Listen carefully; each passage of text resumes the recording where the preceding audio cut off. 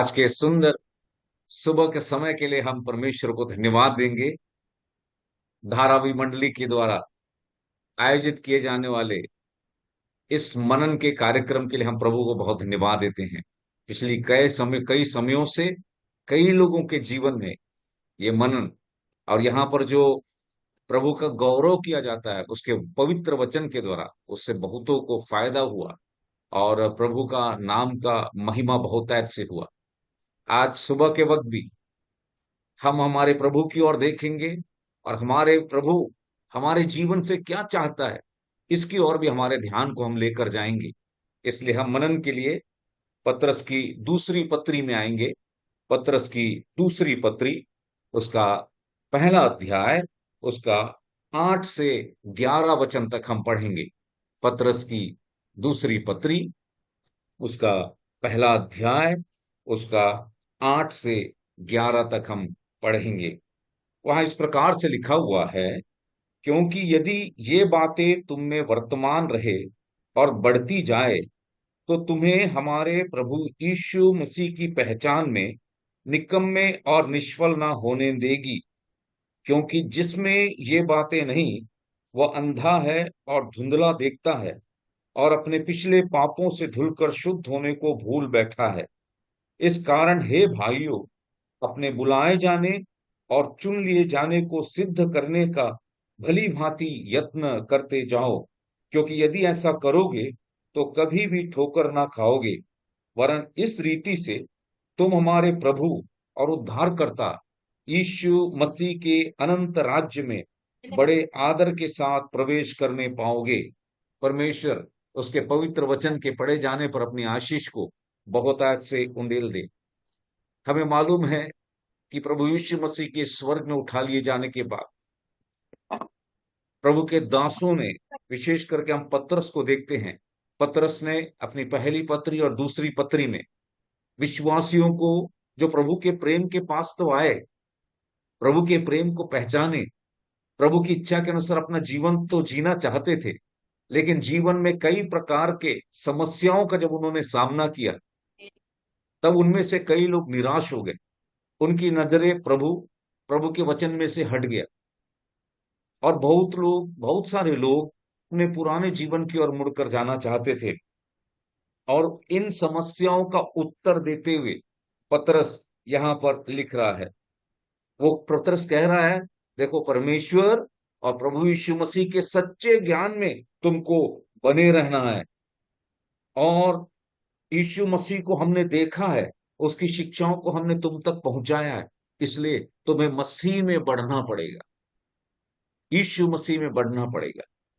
प्रियजनों, हम लोग अगर यीशु मसीह के पीछे चलते हैं तो आज सुबह प्रभु यीशु मसीह हमसे यही आह्वान कर रहा है कि अगर हमने यीशु मसीह को जाना है, अगर हमने यीशु मसीह के वचन को जाना है, तो उसके पीछे चलना, उसके वचन के पीछे चलना हमारे जीवन में बहुत ही जरूरी है।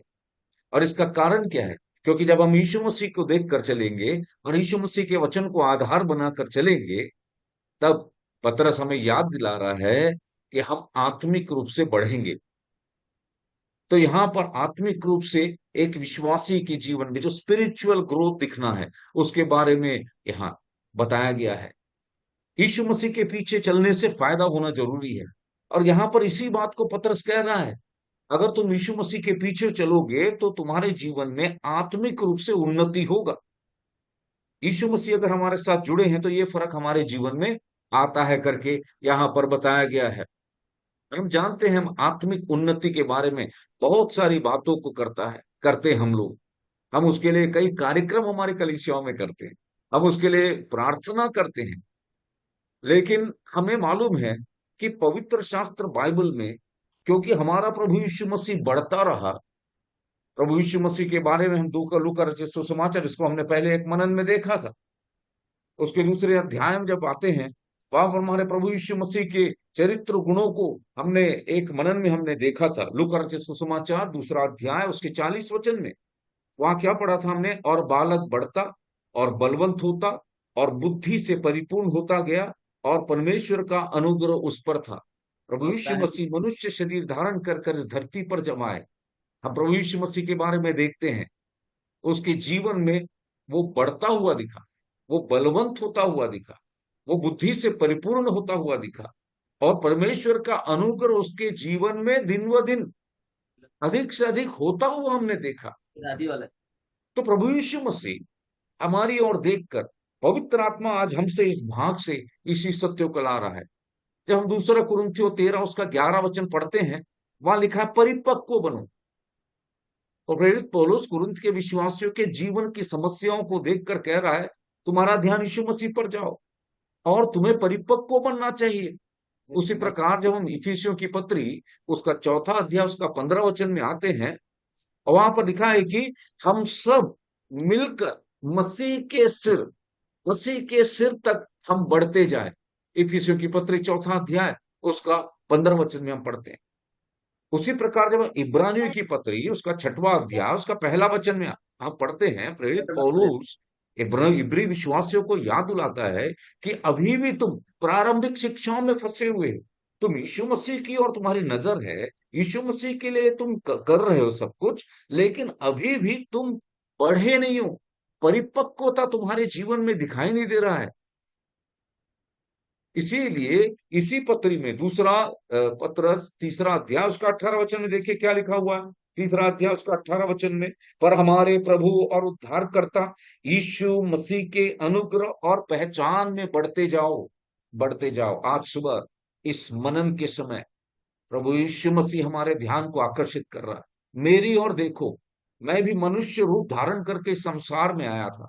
मेरे जीवन में मैं बढ़ता ही गया, मैं बढ़ता ही गया। मैं जब संपूर्ण मनुष्य होकर इस संसार में मैं बढ़ता ही गया। इसीलिए प्रभु के दासों ने एक बार बार हमको अभी जो वचनों को हमने पढ़ा उसमें से हमें बार बार यही बताया, पर हमारे प्रभु और उद्धारकर्ता यीशु मसीह के अनुग्रह और पहचान में बढ़ते जाओ। हमें बढ़ना है, हमें बढ़ना है मसीह जीवन में। लेकिन तकलीफ कहां पर है, मुश्किल कहां पर है, परेशानी कहां पर है? परेशानी यहां पर है कि हमारे प्रभु और उद्धारकर्ता यीशु मसीह के ऊपर से नजर हट गई है विश्वासियों की। हम उसकी अनुग्रह को नहीं पहचान पा रहे हैं, हम उसकी पहचान को नहीं समझ पा रहे हमारे जीवन में। प्रियजनों, यीशु मसीह के ऊपर नजर लगे रहना बहुत जरूरी है अगर हमें प्रभु में बढ़ना है। और मैं बताना चाहता हूं, यीशु मसीह के जैसा बनना है, यीशु मसीह के जैसे उस परिपक्वता में हमें पहुंचना है, यीशु मसीह की पहचान में बढ़ना है, तो ये आसान नहीं है। कैसे हमें पता चलता है ये आसान नहीं है? देखिए, पहला पत्रस उसके सॉरी दूसरा पत्रस उसके पहला अध्याय उसके 5वें वचन को देखिए। ये आसान नहीं है, प्रभु ने स्पष्ट रूप से हमारे सामने रखा है। वहां पर क्या लिखा है? इसी कारण तुम सब प्रकार का यत्न करके अपने विश्वास पर सद्गुण और सद्गुण पर समझ, और आगे बहुत सारे सत्यों को बता रहा है। लेकिन आपका ध्यान एक शब्द की ओर लेकर जाना चाहता हूं। वहां पर इस कारण तुम सब प्रकार का यत्न करके यीशु मसीह की पहचान में बढ़ना है, यीशु मसीह के अनुग्रह में बढ़ना है, तो उसके लिए हर एक विश्वासी की तरफ से एक यत्न होना बहुत जरूरी है। हर एक विश्वासी की तरफ से एक प्रयत्न होना बहुत जरूरी है।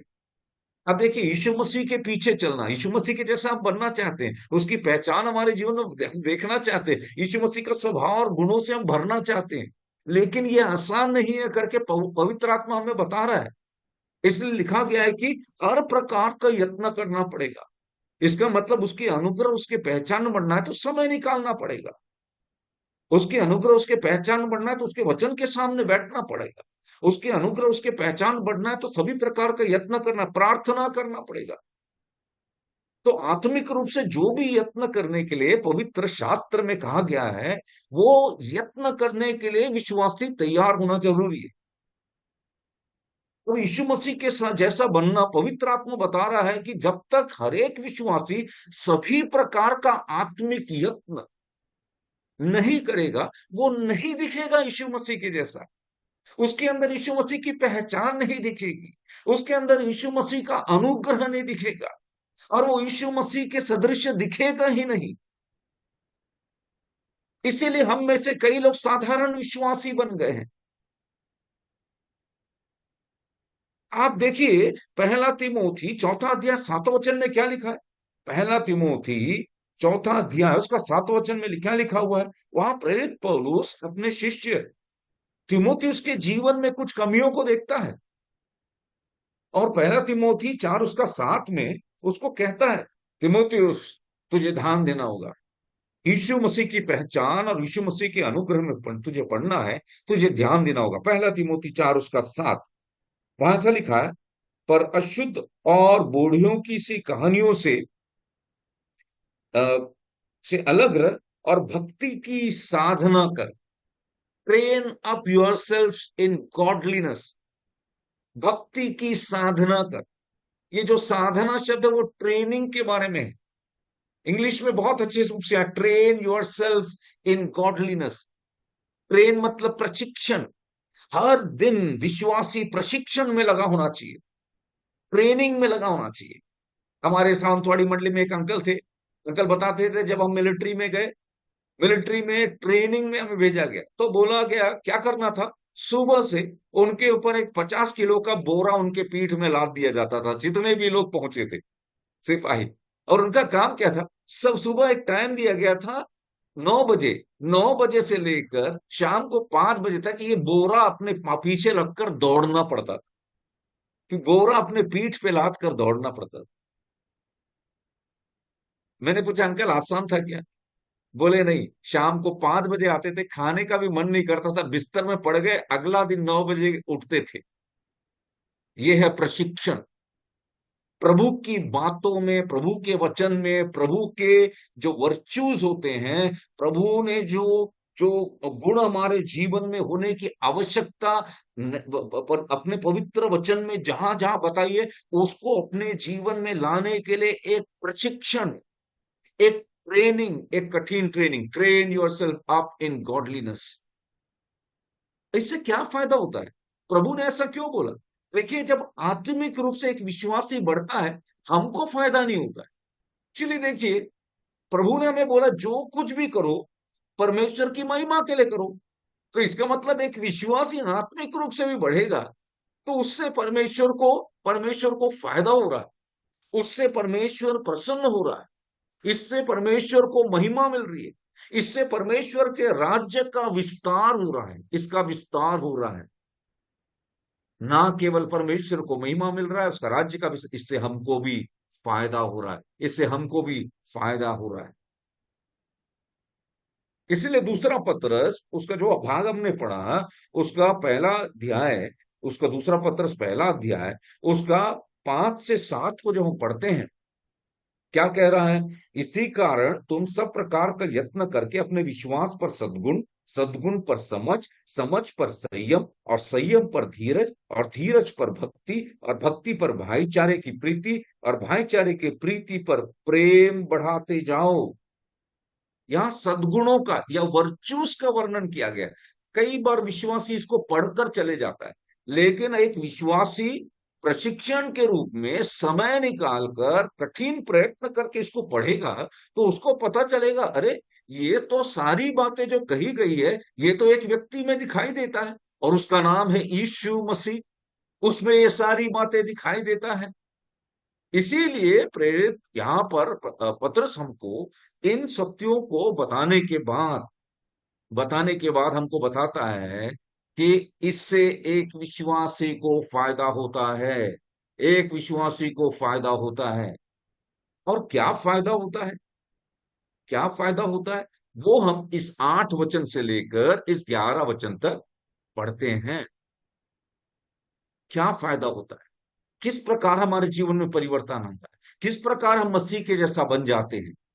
देखिए, दूसरा पत्रस पहला उसका अच्छा उसका 8 में लिखा है, क्या लिखा है, एक फायदा देखिए, क्योंकि यदि ये बातें तुम में वर्तमान रहे और बढ़ती जाए, तो तुम्हें हमारे प्रभु यीशु मसीह की पहचान में निकम्मे और निष्फल ना होने देगी।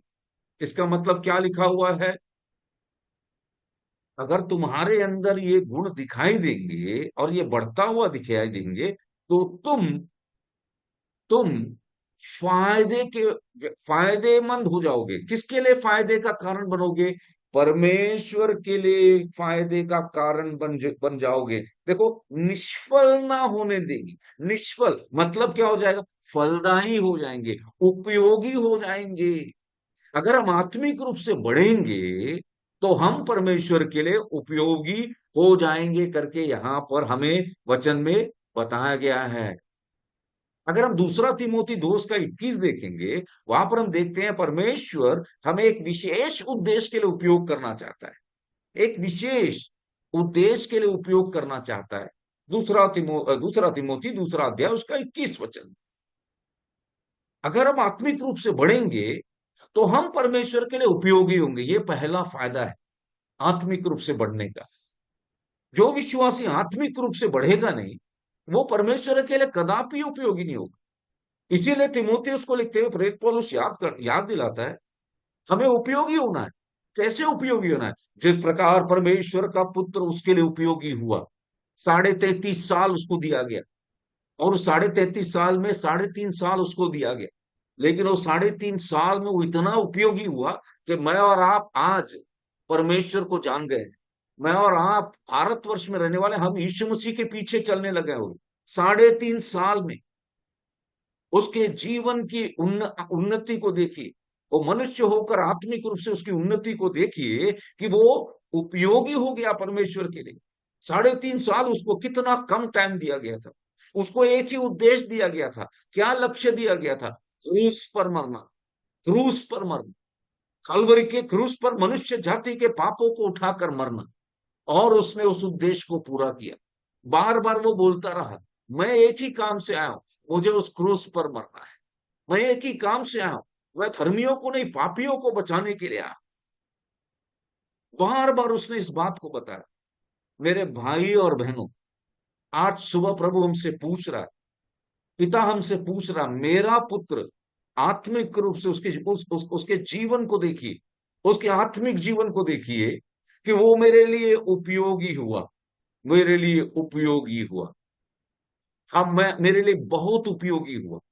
पहला अध्याय 8 वचन में यही कहा गया है, उपयोगी होना है। लेकिन तिमोथियुस को लिखते समय पवित्र आत्मा एक और सत्य हो, जिस विशेष उद्देश्य के लिए परमेश्वर ने आपको बनाया उसमें उपयोगी होना है। मेरे भाई और बहनों, क्या मैंने और आपने उस विशेष उद्देश्य को पहचान लिया है? प्रभु, ये विशेष उद्देश्य आपने मेरे जीवन में दिया है। इस विशेष उद्देश्य को जब मैं पूरा करूंगा तो मैं आपके लिए उपयोगी होऊंगा होऊंगा। परमेश्वर हमको कैसा उपयोग में लाना चाहता है? किस प्रकार से वो हमारा उपयोग करना चाहता है? पहला कुरिन्थी 1 उसका 31 देखिए। पहला कुरिन्थी 1 उसका 31। पहला कुरिन्थी 1 उसका 31 को देखिए।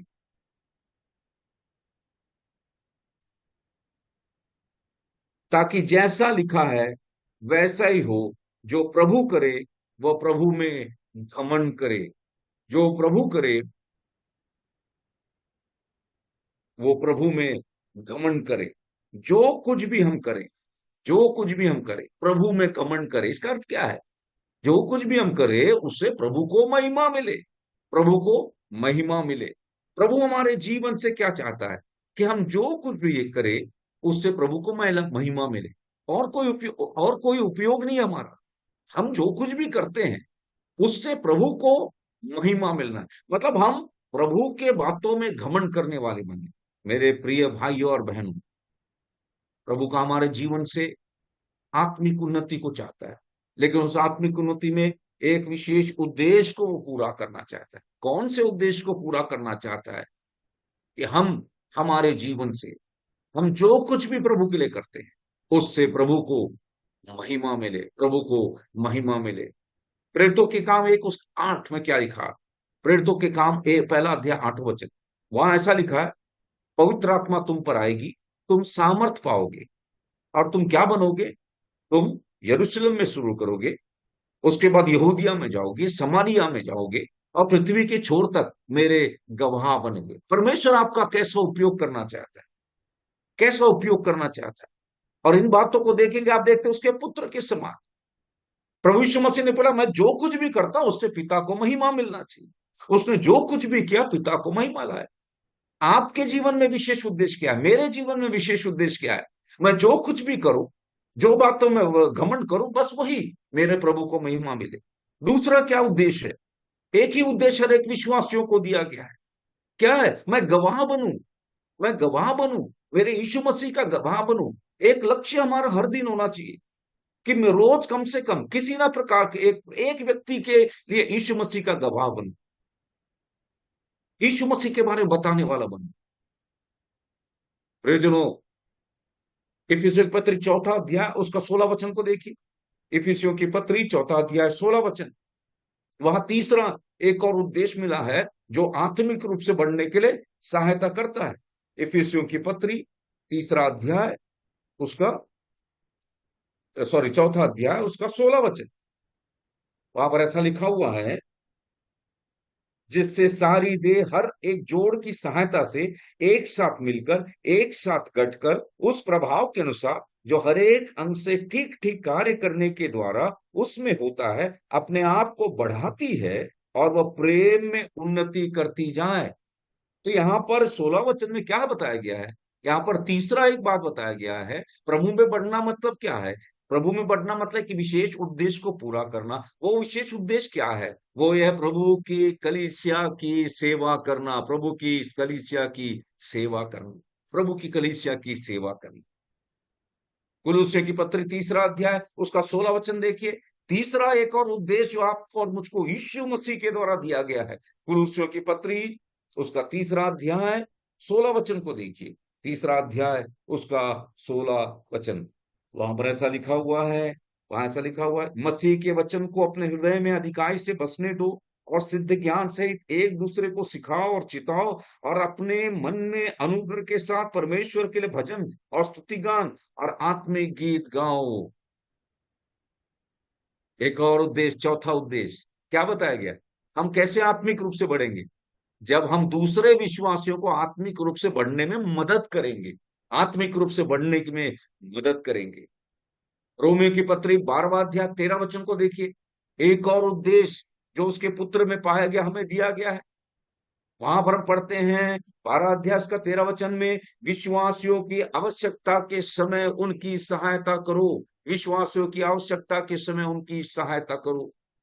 इफिसियों की पत्री दूसरा अध्याय 10 वचन में पढ़ते हैं कि हम भले काम करने के लिए हमारी सृष्टि की गई है। भले काम करने के लिए हमारी सृष्टि की गई है।